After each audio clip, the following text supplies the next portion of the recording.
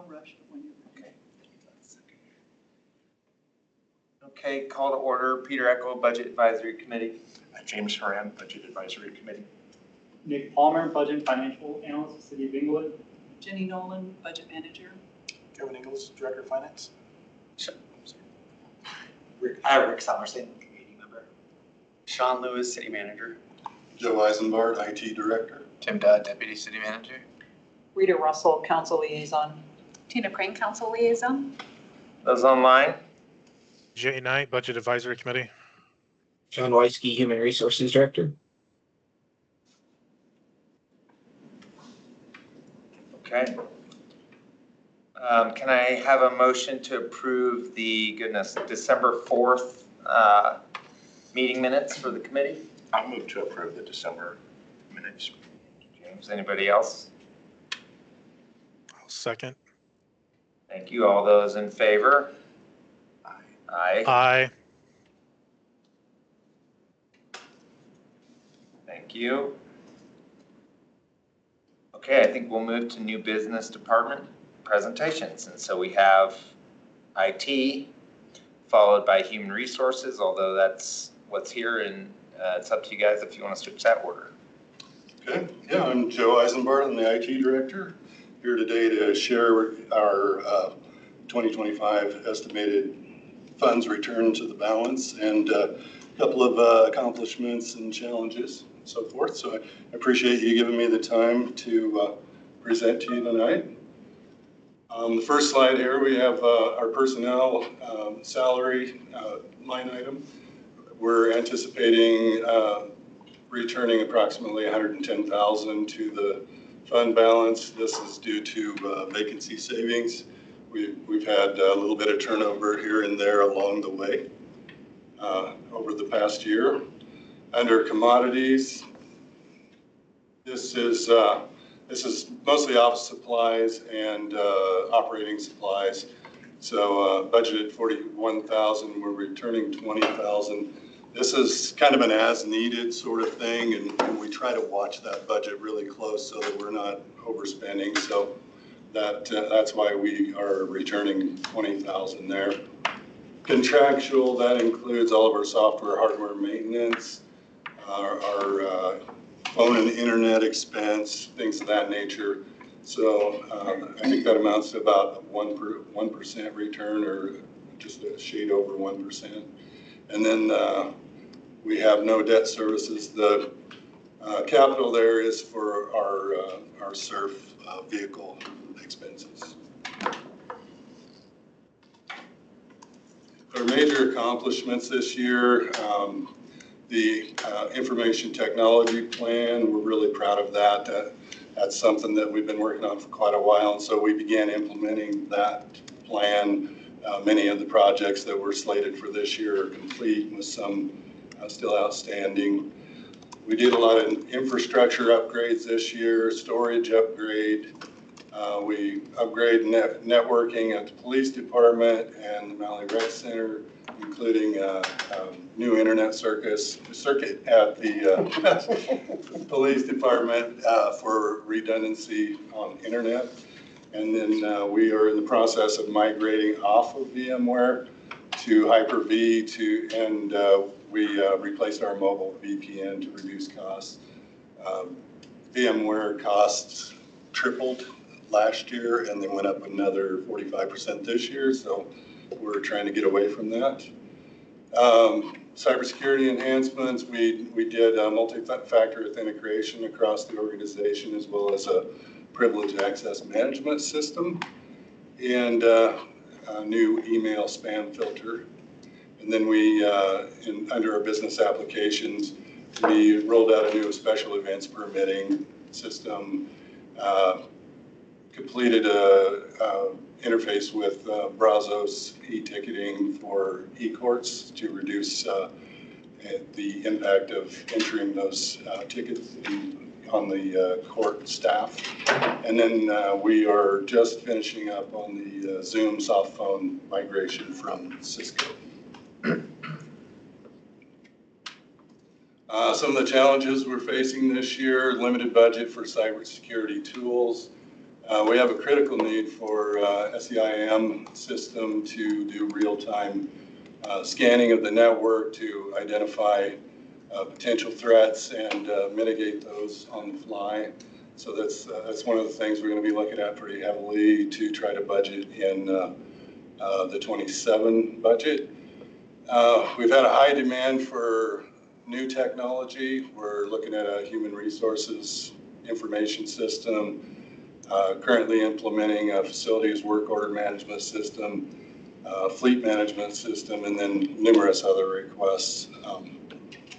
The rising costs, subscription and maintenance cost, as I mentioned earlier, VMware is getting out of hand. We're seeing a greater than normal increase across the board in most cases.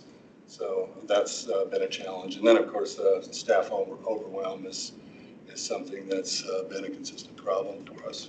Can you say that one more time? Staff overwhelm, just, there's a lot going on. And a lot of that's things that we're doing to try to improve the network infrastructure, for example, has been kind of let lapse, and we're playing a lot of catch up there. So a lot of projects involved in getting things squared up there, as well as new requests coming in. So just a lot of work to do. And when you say network infrastructure, meaning both hardware and software, or just hardware? Hardware and software, really. So our network infrastructure was outdated. We had a lot of equipment that was no longer supported or end of life, and the same for our server software or our server hardware, and then the software, associated softwares in some cases need to be upgraded as well. So it's fair to say that these, some of the improvements or new equipment or software is based on the end of the former useful life. Correct. Or former products useful life. That's correct, yes. And the technology plan, a lot of the projects within that plan are designed to help us work a little more efficiently. So as those projects in the plan are completed, I do anticipate that we'll do a better job of getting our arms around a lot of these projects and hopefully reducing some of that staff overwhelm and managing that demand a little bit better. Thank you. Top 3 capital project priorities, again, network development. That's kind of misleading. It's actually infrastructure development. That includes our server space as well. So that's network and server environment. Human resources information system is probably our biggest priority now, getting something in place for that, and then finishing up the phone system upgrade. Any questions? Do we need a phone system? If we didn't have one, maybe we wouldn't be so busy. So I would say, yeah, we have to have a phone system for sure. Certainly for the police. For the police, all of our business offices rely heavily on our phone system to work, so yeah.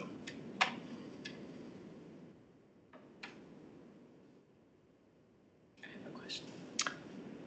Tina's got a question. Oh, please, go ahead, Tina. Thank you.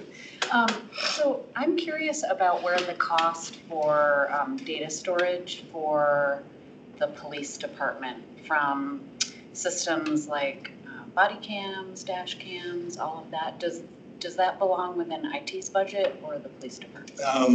It has been in the police budget. It was budgeted, I think, through, they paid for it all in a chunk when they brought on the watch card cameras, and then this year they have the capital budget to replace those devices and also to provide for the subscriptions for the storage of the media. And are we seeing increased costs around that data storage? I haven't really tracked the data storage as far as body cameras is concerned, because that hasn't been really in my purview, but we're not seeing a great amount of increase in storage in other areas that we're working. Thank you. And then on her question, I like it. I like that question. How much of the IT, let's call them improvements, are borne by the departments that they're being used by?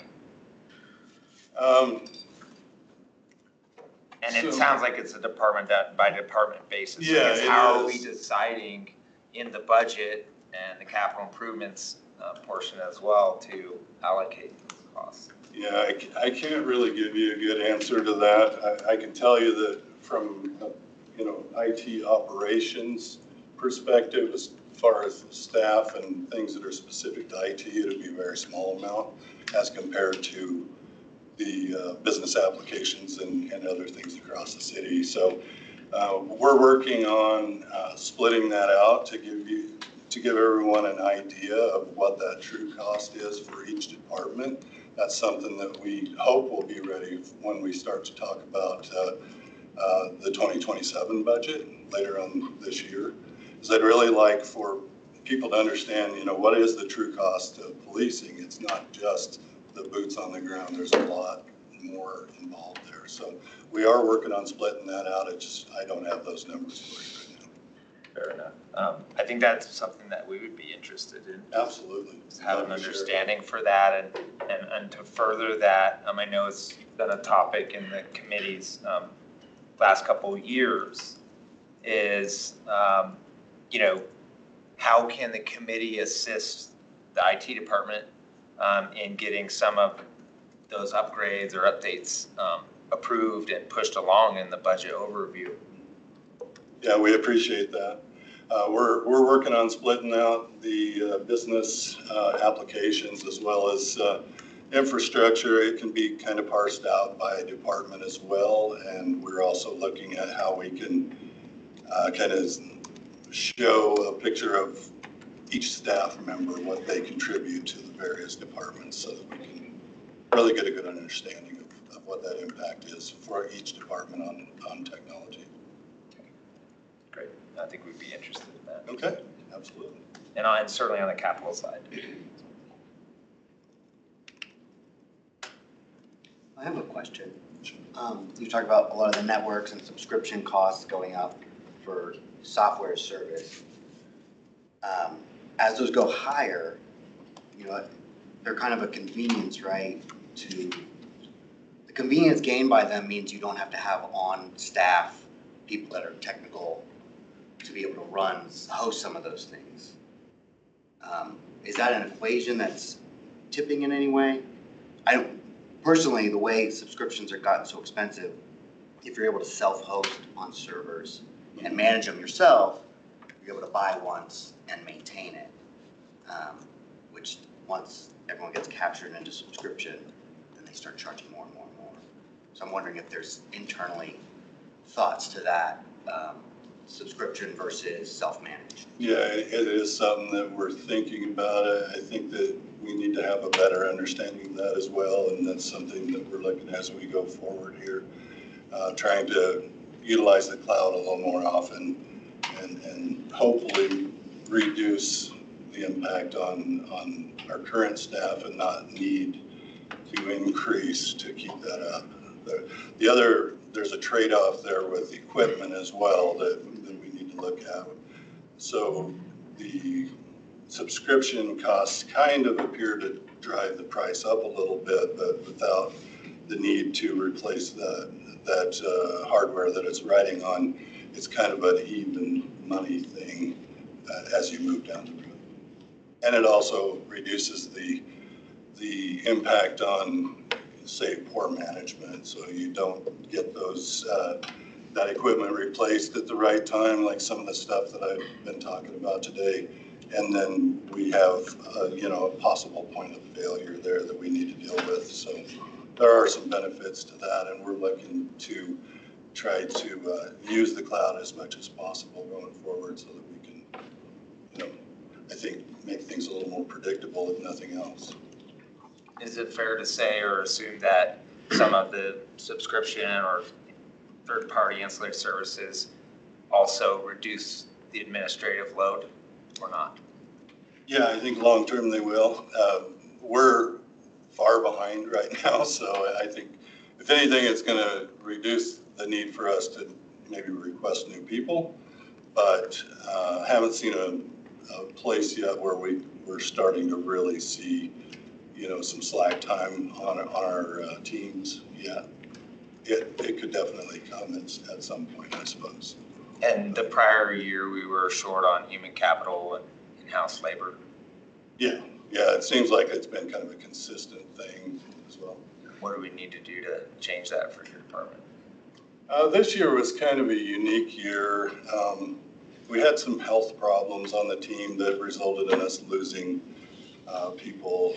It's not something that you normally see, but we lost really good people to health reasons. So that was kind of the situation this year.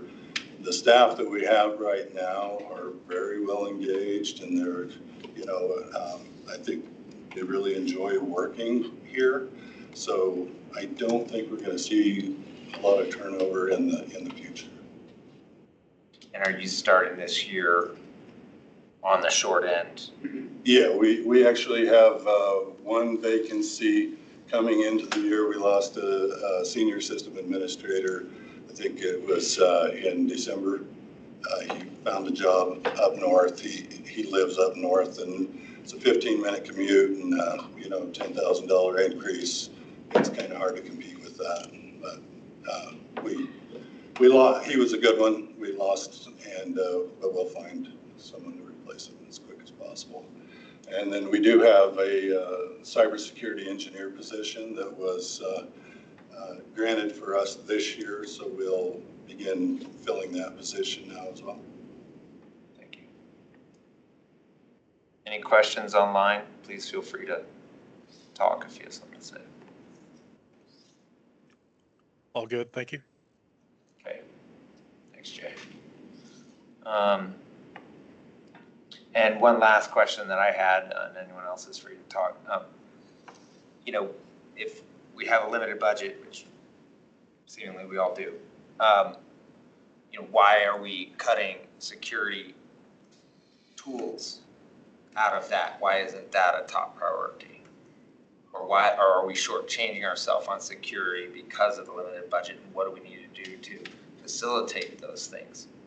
Well, I think that it all comes in time. The cybersecurity engineer is going to be a huge thing for us. It's going to give us a better ability to understand the risks and articulate those risks to leadership and city council and you all, so that we can, I guess, paint a better picture on what needs to happen there. Also, the landscape is changing, so a lot of these are not really new tools, but starting to become more accessible for us, and just us understanding what we need better. We did ask for an SEIEM last year. We didn't get it. Last year was, I think, an unusual year, across the board. Just really grim look in terms of revenue and that sort of thing. But we'll keep working on that. And if we can't find budget in the normal way, we'll see if we can be creative and find it elsewhere too. So. One of the things that I don't think you toot your horn about, or your team's horn, is how many cybersecurity things you've implemented. Some of them were on your accomplishments, like the two-factor authentication, but there have been some other systems that 2 years ago, instead of putting a cybersecurity engineer in the budget, we funded, I think, all of your requests 2 years ago for cybersecurity upgrades to make our network safer. And then this year, we were able to put in the cybersecurity engineer at the request of council. So we've been making progress, but to Joe's point, we really got more work to do. That's not being critical, just asking the question. Yeah, it's a bunch of layers, and we are picking them off as we can find opportunities to do that. And I do anticipate, we're going to get where we need to be. Thank you for that. Okay. We'll move on to human resources. All right, thank you, everyone. Sean Weisky, Human Resources Director. I appreciate you being here this evening with me. Going through the funds to be estimated to be returned to the general fund, we did have some vacancy early last year from about January to May of 2025. So that's what is accounting for that personnel line item to be returned to the fund balance. All the other line items are estimated to come in pretty close or at what is budgeted. So anticipate to return about $88,000 to the general fund due to that vacancy that I had early on in 2025. All right, so we have been very busy in 2025. I will just highlight a handful of these. But some of the more important ones that we've done, we've fully implemented our Insights Discovery program implementation. That was a major lift.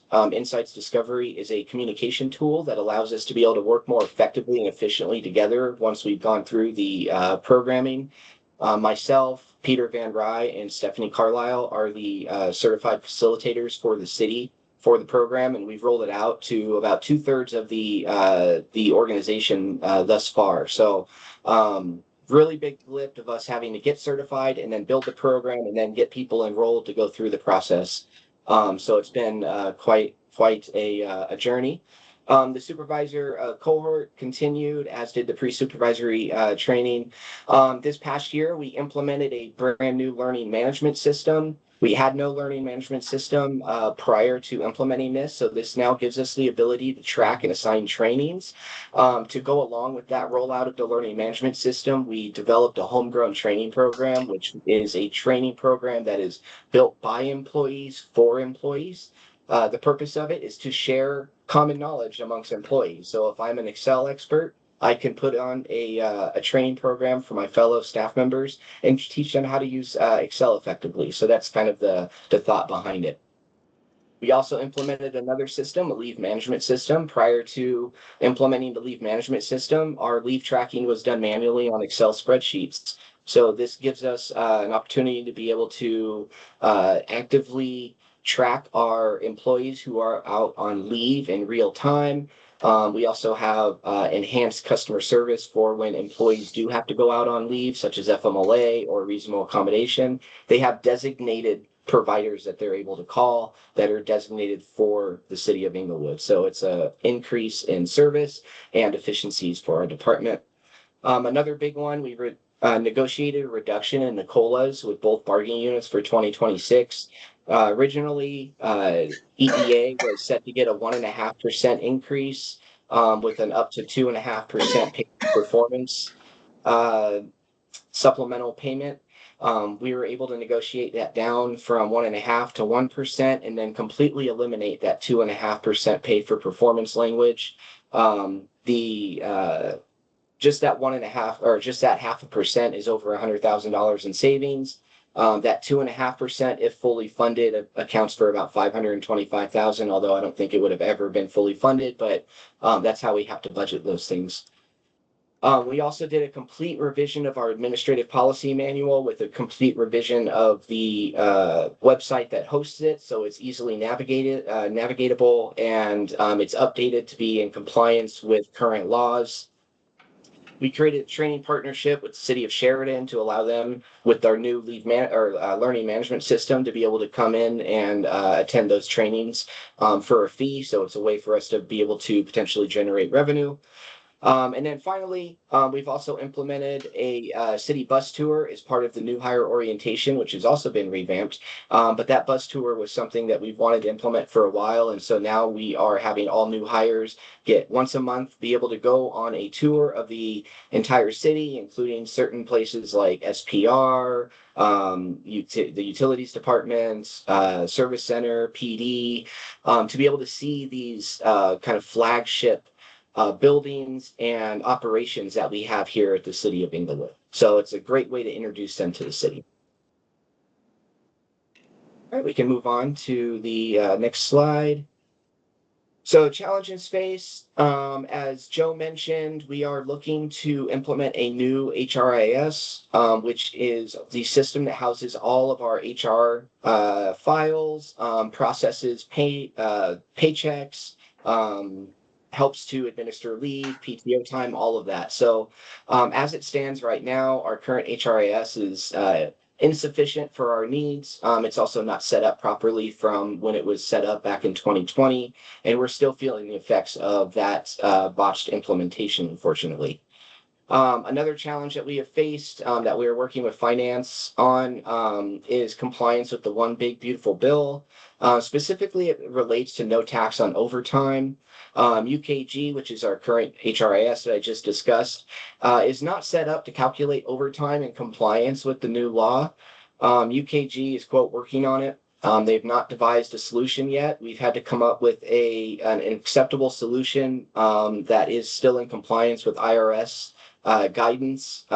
Essentially, it's to take all overtime earnings, divide by 3, and that's what we provide to our employees as the tax exempt status of what their overtime exemption would look like. So I would defer to Kevin on more about how that law is implemented or impacted, but that's where we're at as far as compliance with that on our HRIS. And then finally, the digitalization of workflows. There's some concerns with our current digital workflow system. It doesn't collect necessarily auditing data, and the workflows don't always work as necessary or needed. As Joe said, there's a lot of different programs and systems that are being implemented and tried to be able to meet our needs. But that is a challenge that we have faced. All right, next slide, please. We don't really have capital projects in HR, but when we do, they're very large, and this is one of them that's very large, which is our HRIS replacement. It's really the only capital project that we have on the horizon, and as Joe mentioned, that is something that we're working on actively with the IT department. Any questions or comments? Quick comment, and anyone else free to talk. It's impressive that you all are doing this HRIS system, and that's great. So I'm sure that's past needed. So pretty impressive. Did UKG give any indication of timing on when they're going to be able to get things fixed? So we asked them about that, and we also asked them if they had any dedicated teams that were dedicated to working on this issue, since they said this is a system-wide issue with all of their client groups. They did not have an ETA on when this was going to be completed. When we were in that meeting, I asked them what they're doing with their California clients, because California has a similar weird overtime calculation that we kind of have adopted with our collective bargaining groups. And they said that their California clients are in the same situation as we're in. So I feel bad hearing that there's millions of people in California that are also in that situation, but it seems like it's a system-wide thing with UKG.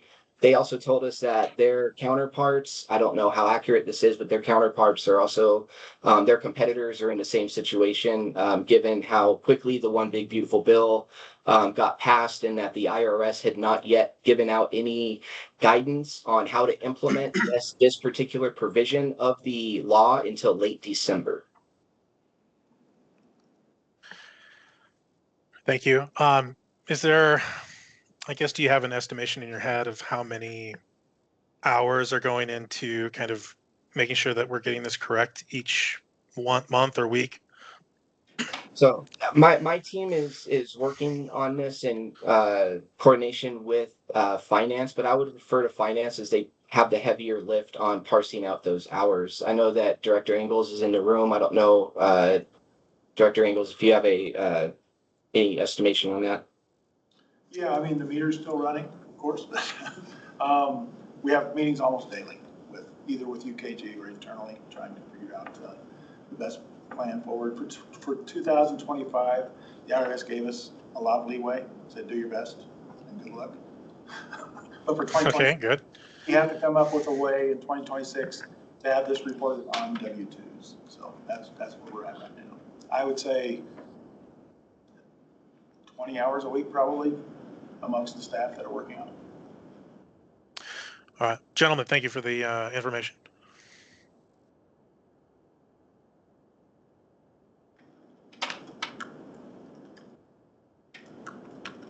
Okay.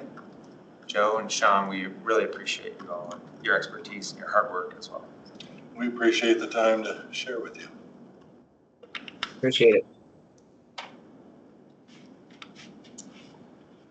Okay, moving on, I have number 5 here, review and finalize the draft general fund reserve policy issue brief. So I went online today and we made a lot of progress. So that's good. So thank you everyone for spending some more time on it. I don't think we're quite there. So I put February as a deliverable date. But I didn't know if anyone would like to just comment briefly on any thoughts and what they'd like to see us do to finish this up, or any criticisms of what we have thus far. And Jenny, can you put that on the screen by chance? I don't have access to it, so if somebody could send it to me or share it with me. Okay, I'm happy let me see to if do I can that. get on the internet. Any comments? One thing, I think I made a comment, and I think you addressed it, but I'd still kind of like to workshop some of the language, because I'm not sure if I was super clear in my comment what I was getting at. Some of the language that we use around the different 7 factors for consideration, I think we might want to just refer to the last available year's data, because given that there's 7 factors, I think like the time frame for some of the factors might not line up with each other. And so when we're doing the review, we might not actually have comparable data for each of the factors. So we might just want to use the most recent, as opposed to like blanket using the phrase last year's data. Because I think like for some of these factors, I think actual like the actual budget might be more helpful than other iterations of the budget. And if that's not available, I think we might want to refer to the last actual budget that we have, or for other factors, the criteria might be different, but I want to make sure that we're using language that allows for us to account for the fact that we might not have data for each factor at the time that the council are reviewing these different factors. I agree with you. Kevin and Jenny, when we amend the budget, or even before we amend the budget, we have what I would call a forecast, right, for the remaining spend or revenue for the rest of the year, right? So we have estimates. Yes. Yeah, so we have a year to date, and then the budget, or how often or frequently do we adjust that? We meet with the departments quarterly. And during those meetings, they'll bring to light whether or not they anticipate a budget supplemental for the remainder of the year, either operational or capital. But when we're putting together the annual budget for like 2026, during the budget process, we will ask departments to estimate for the entire year for 2025 what they think their actual spend is going to be. Because that ending fund balance that we have will carry over into 2026, and that kind of lets us know, do we have any additional either unassigned fund balance, or do we need to dip into our unrestricted reserve to shore up current budget requests.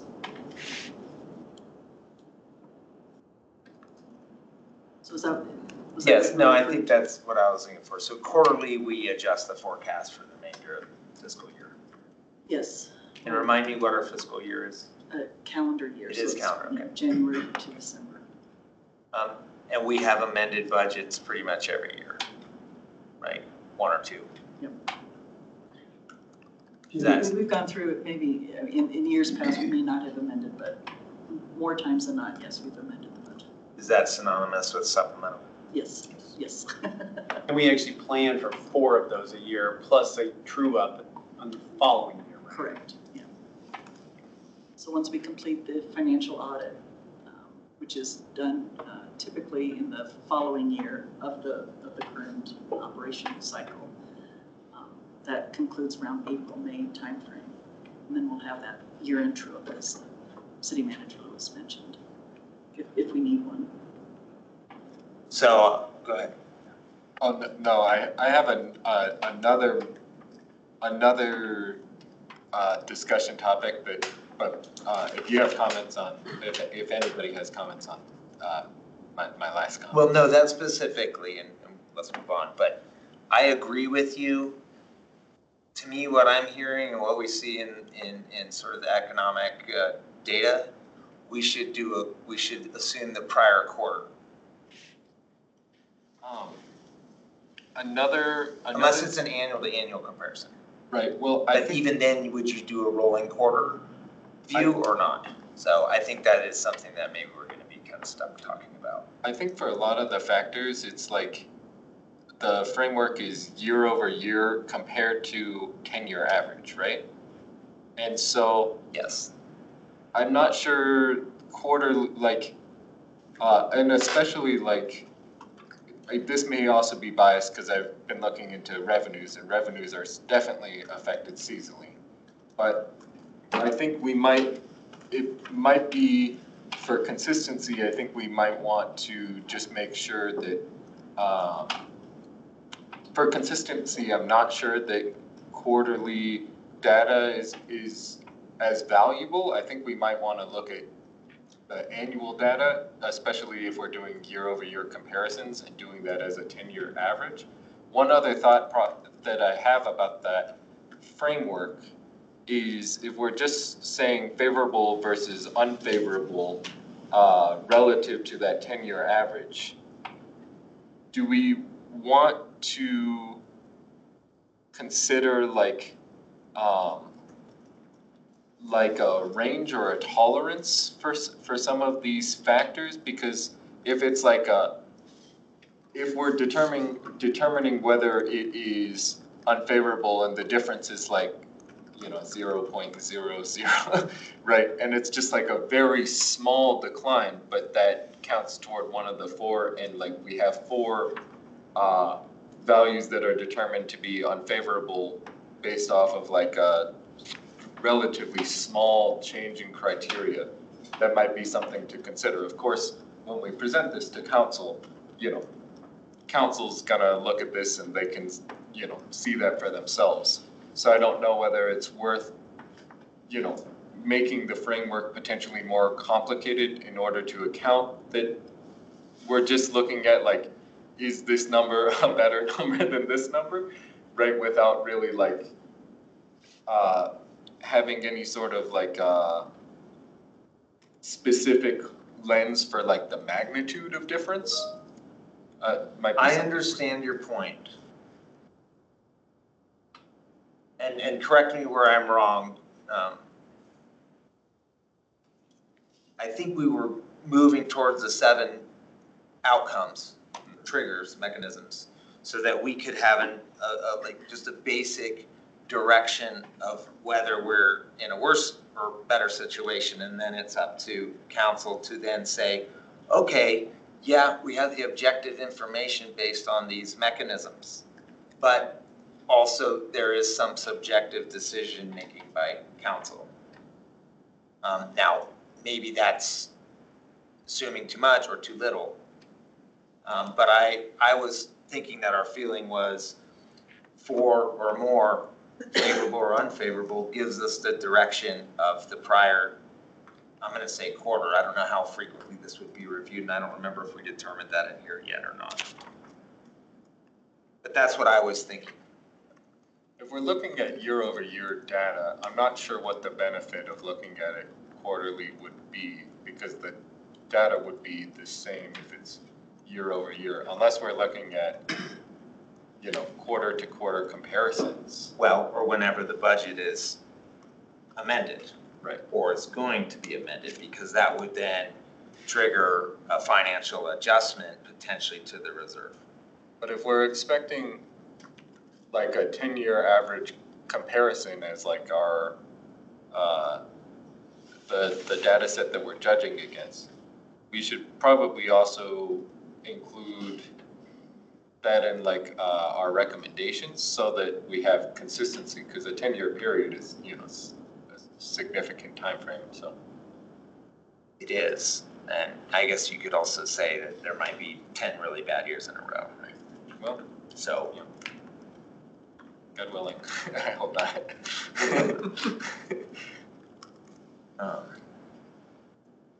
Jay, any thoughts? No. You nailed some of the things I was thinking about.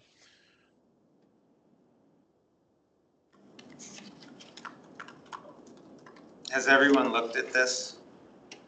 I think we're, and I'll speak 1 second. I think we're missing, and I'm happy to work on it, and I'll have to look at the assignments, but trigger 2. It's in there. Is it? Okay. I reworked it because, and this was the third comment that I wanted to get at. Which let me just say, trigger 2 is the city's sales and use tax Yes. revenue. So, I reworked it, one, because I wanted, when we started working on it, we didn't have, the full data set, that was published in October. So I wanted to incorporate some of that. And then also, I was reworking it because while I think there are approaches that we could take where it would make sense to include the use part of sales and use tax revenue, I think that the use part of sales and use tax potentially introduces some additional volatility. And when I was looking at some of the GOFA analyses that they've done in the past, there's a tendency to only consider sales tax revenue and not consider any of the use revenue. And so I reworked what I had written. It's published on the Google Doc now, but I figured so many of the triggers that we're using are based around the recommendations of GOFA, and I really wanted to better incorporate that. Plus, I found a study, it's a little dated, but it's about Colorado Springs, and it looks at Colorado Springs' heavy reliance on sales tax. And similarly to Englewood, about half or more of Colorado Springs' revenue at the time of the analysis came from sales tax. So Of their total revenue? yes. And so I wanted to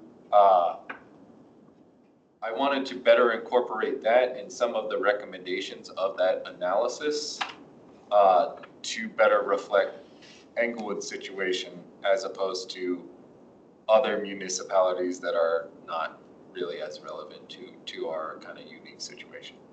What did you say that Colorado Springs percentage was? So the analysis is from like 2013, and it looks at like it looks at like the early 2000s through 2013, but I think that they were at like low 50s for total percent of their total revenue coming from sales tax, which, you know, is not that far off from us. Yeah, right. We could be so lucky. We're worse than that. New Orleans. I think it was 59% Yeah. last budget. But, you know, there aren't a whole lot of, you know, and obviously like the scale of Colorado Springs is different, but, you know, there aren't a whole lot of similar situations to us out there, at least with good analysis of their rainy day funds. And that was just purely sales tax, not sales and use. I would have to look at the analysis kit, but they cut, in that analysis, they took out use tax, which use tax is a slightly larger percent of the city of Englewood's revenues than it is a percentage of the city of Colorado Springs revenues in 2013 and the early 2000s. But we still have like a pretty considerable amount of volatility. And one of the things that I wrote in my sales and use tax revenues section is that it varies a little bit depending on what time frame you look at, but it's not uncommon for, like, I think removing the use tax portion from that consideration reduces volatility by like around 15% or more. So it does, like, I think what they noticed for Colorado Springs over that time period is also true of the city of Englewood, where use tax revenues do significantly increase the year-over-year change in those numbers. Thank you, Devin.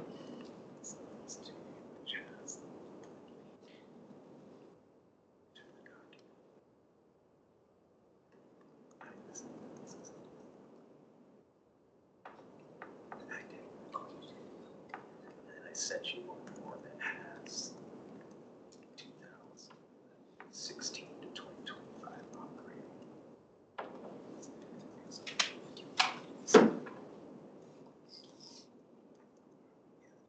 Yeah, thank you. And I apologize for implementing those changes kind of last second. That's okay. I'm happy that people went into it because we had a couple busy months and I know people have been really busy. So thank you. Jenny's going to put up a couple of things for us.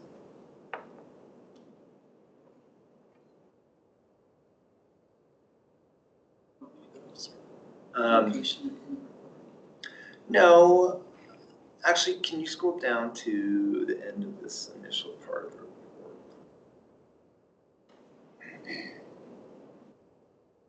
It just lists all of the triggers at the bottom. Oh, no. See that? It's further down, actually.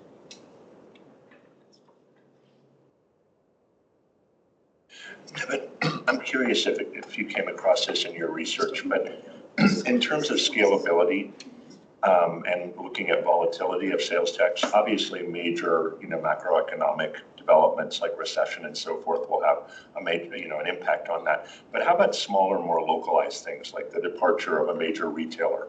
Is Englewood small enough that we see a blip just from something like that? I was hoping that I'd find more data on that for like smaller localities. In the analysis that I was looking at for Colorado Springs, like 7% of the variability comes from just like seasonal differences, and 2% of the variability comes from what they attribute to like random variation. But they essentially say that like the other 92 some odd percent is like based off of economic factors, but some of the other like analyses that I was looking at definitely attribute more than like the loss of retailers to shifts in spending habits, especially like the shifts away from like goods to services, and how that has impacted like taxable spending. But I don't mention this in my section, but I think that we are small enough as a locality that absolutely the loss of even like a few retailers can have a sizable impact. Because I think population-wise, we're about 1/10 of the Springs, because I think they're at about 360, 375. Well, and you know, like even retailer-wise, you know, they have, you know, probably more than 10 times as many retailers in Colorado Springs as we do, right? So I think there's some. I definitely think that there is some credibility to the fact that like those small impacts where even like, you know, 1 or 2 large retailers can have a sizable make a sizable difference in our year-over-year revenues. I can continue to look into that, but it's hard to find published data for small localities that are comparable to us. Well, thank you for that. I just was wondering if you'd come across any of that. No, research. Jenny's gonna put up the total revenue by allocation As soon as as soon as I get the email. my phone and computer connects. We ran into a similar issue a few years ago when I was working for Clear Creek County, because, you know, Clear Creek County is really, really small. And I think, you know, it's almost easier when you're that small to find more comparable stuff, because it's like, you know, any difference is massive. But, you know, I think Englewood's situation is fairly unique, given the relative size and reliance on sales tax within like a larger metropolitan area. Well, let me ask this. I mean, roughly 60% of our total revenue comes from sales and use tax. Do we know the breakout between sales and use tax? And to me, there's not a big difference between the two. But I don't know if that's something we would know or not. We have those numbers, I just don't have it off the top of my head. Do you want those numbers to finish your portion or not? I am happy if it's convenient for you to send those. I'd be happy to look at them. What kind of, I guess, like what kind of information do we want to like pull from that, or do you think would be helpful to reference? Well, I mean, you brought up sales tax being the one that we should consider, but I mean, my opinion is that sales and use are the same thing. Certainly use tax is specific and sales tax is pretty general. But I would bet that, yeah, sales tax probably is the majority, but to me, I don't see why it would necessarily make a big difference. It definitely is the majority, and like I was saying, use tax just varies more year over year, like significantly more, like 15% more variation, which is like sizable enough that I think we could potentially even though that it's a relatively small portion of our revenue, it could still potentially lead us to believe that there's like a more drastic difference in revenues or sales and use tax revenues than there is, whereas like, I think while use tax is more normal to vary, I think revenue differences from sales tax are more indicative of economic impacts or economic tendencies. Agreed. Now, remember though, historically, I believe the reserve policy has been based on expenditures in terms of that allocation, that 12.4 to 21%. I think it's off of revenues. Is it off of revenues? So Sean, haven't we in the last few Revenues years? or expenditures, Right, whichever but is more predictable. But for practical purposes, we've used revenues, but it could be, right now, technically, it could be either, but one of our recommendations is to formalize that so that we have more year-to-year consistency. Correct. Okay, so for now, I think let's use sales and use tax. And the group should review everyone's section between now and February. And I'll remind everyone of what the goal of this was. We want to present a reserve policy recommendation and issue brief prepared for City Council.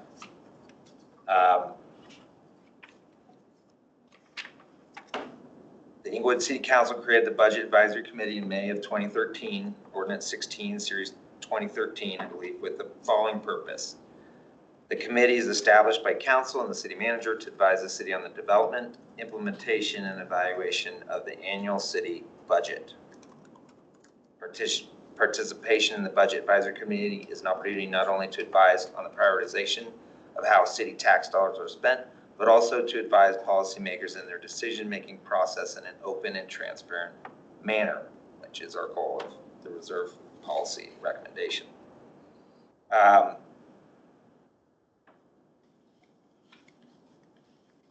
In our ongoing efforts with respect to the annual budget process, the committee has determined that the reserve policy warrants specific changes, primarily around identifying metrics or triggers that recommend critical adjustments to the reserve percentage and warranted this supplementary communication to council. Summary, reuse portion of the, so we're going to reuse the portion of the current reserve policy summary with these specific changes.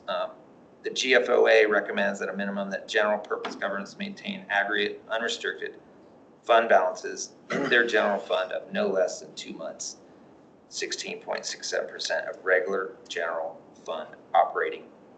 We crossed out revenues and put expenditures. In aligning the reserve adjustment with key indicators, we have compiled the following list of triggers which will inform the city manager and council when and how much of an adjustment is merited based on these key metrics. The outcome for each trigger is determined by a favorable or unfavorable outcome when compared to a 10-year period on average against the prior year. This will provide an objective basis for determining a reserve adjustment when we are favorable or unfavorable. And the 7 triggers, a reserve policy adjustment is determined by 4 out of 7 outcomes, either favorable or unfavorable. So it could be more than 4, it could be, 4 out of 7, favorable or unfavorable. The greater the percentage change makes reserve adjustment, which here are the defined triggers. So the first trigger, greater local, state, and national economic factors, which is outlined in here, and some references to what we think should be used are in here, economic factors. Trigger 2, city's sales and use tax revenue. 3, City of Inglewood's expenditure to revenue ratio, which I think is very important. Trigger 4, City of Inglewood's unassigned fund balance and capital budget. 5, sales and use tax reliance, and I see you wrote some things in here, Evan, I think. So that one I think we'll need to define a little better. And then trigger 6, City of Inglewood's debt service, likely compared to total enterprise funds plus the general fund. And finally, 7, legislative or regulatory changes, which I think certainly have implications for our reserve policy decisions. And I'll finish here and we can move to close. The reserve policy ranges from 12 to 21.4% of annual expenditures, meaning the range currently for 2025 amended budget, which now we have those results, so we'll have to update this, is a minimum of 8.8 million at 12%, 12.3 million at 16.7%, up to a maximum of 15.7 at 21.4%. By taking the total unfavorable weighting out of the 7 triggers, say 4 out of 7 favorable, unfavorable, then the city and council has a quarterly annual perspective to inform an adjustment to the reserve. Since the total reserve range is 9.4%, i.e. 21.4 minus 12, then a 5-click adjustment scale would allow for 188 basis point adjustment up or down, or a no change, i.e. if 4 of the 7 triggers are favorable, then a 1-click adjustment would allow for use of 188 basis points of the reserve. Currently, this would translate to an additional monetary allowance from the reserve to fund other needs. And we may need to define that is noted here. The math is 12.3 million at 16.7%. A draw of 1.4 million roughly could be taken to fund other needs from the reserve, leaving a new balance of 10.9 million, call it 14.8%. Conversely, if 4 of the 7 triggers are unfavorable, that underlines the economic risks and uncertainty, meaning the reserve policy would remain flat or increase. A 1-click increase would translate to an additional 1.4 million, meaning the total reserve would increase to 13.7 million or 18.6%, given the additional risk. Additionally, an unfavorable result would intend to mean that the budget restrictions should be implemented to not take from the reserve during risky times.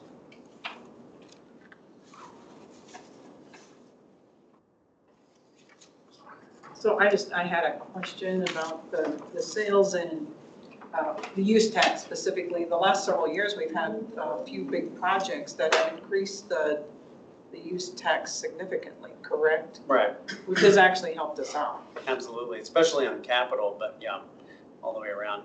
And then this year, we know that we're expecting to get a Swedish project. What was the dollar amount on that? It's coming in. Minimum 75 million. Yeah, so that'll be a pretty hefty use tax for this year as well. That's great. And can you share any details about that? I think they're adding more floor. It's always adding floors or a building here and there. Their CEO jokes that if there's not a crane in Swedish, he's not doing his job.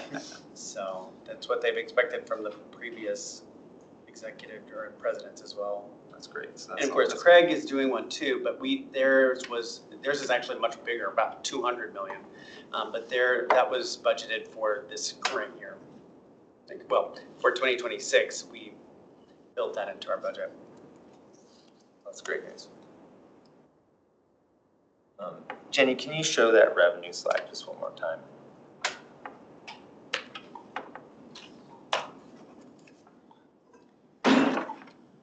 So just for everyone to note, we can recirculate this. But that gives you an idea of the breakdown of our total revenue sources. And that was, I think, 24. So again, we can update this too. Just something to note. Go ahead, Jen. Oh, sorry, Please. but for Nevin, for the breakdown between sales and use tax, how many years were you looking at? I'm not really sure. I know some of that is published on the website already, because that's what I was using when I was calculating the 15% figure. I think that the last. It's been reported combined. On the website, there's a graphic with tables where if you keep clicking, it'll break it. You can drill into it, yeah. You might be the only one that's ever done that, but. I would bet he is. So Nevin's in the system. Yes. So I don't know if we need more data than what's up there. I think the last 5 years are up there. Does that sound right?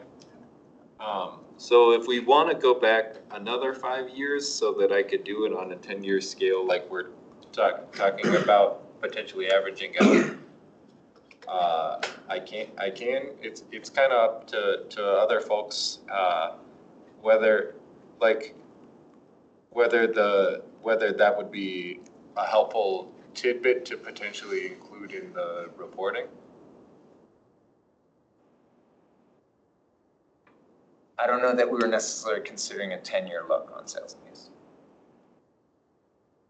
I think it was more of a general overview. So I think it's up to you. If you want 10 years and it's not too tough for them to do, fine. For sure. But I know that we were looking at averages over a 10-year period. So if we wanted for me to essentially show what the difference would look like in my section, I can, if it's helpful to. It's up to you. I would think that 2 or 3 years is sufficient. 5 years, I would think, would get us at least an idea of the historical allocation between sales and use tax. If I'm pulling 2, 5, or 10 years, it's all the same, so it's, Well, to me, it's no big deal. If it's just the last 5 years, that's already Yeah. up. That's already up on the website, so I've already been referencing that. So if we don't need to drill in deeper, I'd rather not put extra stuff on your plate. I think having a 5-year baseline is more than sufficient. Thank you. If you change your mind, just let me know.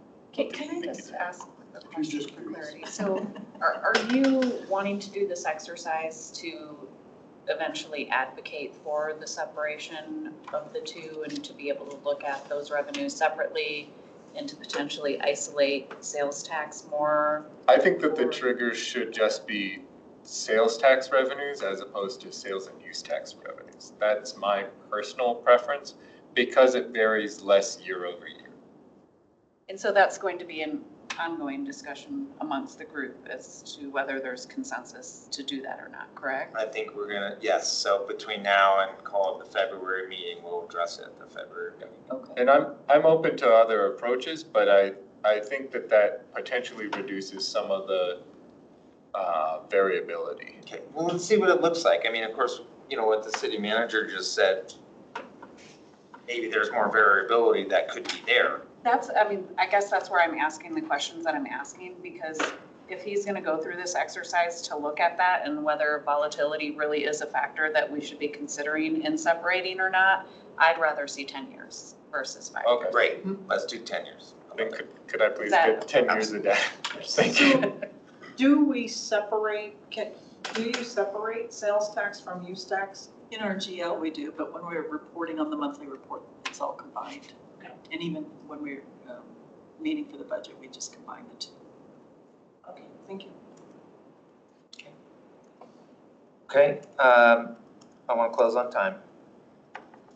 Let's see, so please continue to work on this. I'll be looking at it a couple of times between now and February, and I think our goal with this should be in February to come to an agreement to submit the document as an issue brief for City Council. And then they can come back to us with any criticisms or changes that they want to see. Everyone agree? Sure. Yes. Thank you. Yeah, because we'll be shifting gears at that point into the capital improvements projects and then looking at the 2 initiatives. Yes. So We know how much work that is. it, I mean, we've done a lot of work. I'm really proud of the group. There's been a lot done in the last year, so I think it's great. Moving on, I guess we should give some time if somebody from the public wants to make a comment. You're more than welcome. No comments. Okay. Thanks for coming. And then 2 minutes here. Let's see, upcoming meetings, February, we'll put this back on the agenda to finalize. I know we've been working on this for many months. We're going to talk with the city clerk's office department, it says here, and parks and rec, library and golf. So any prep for that is appreciated.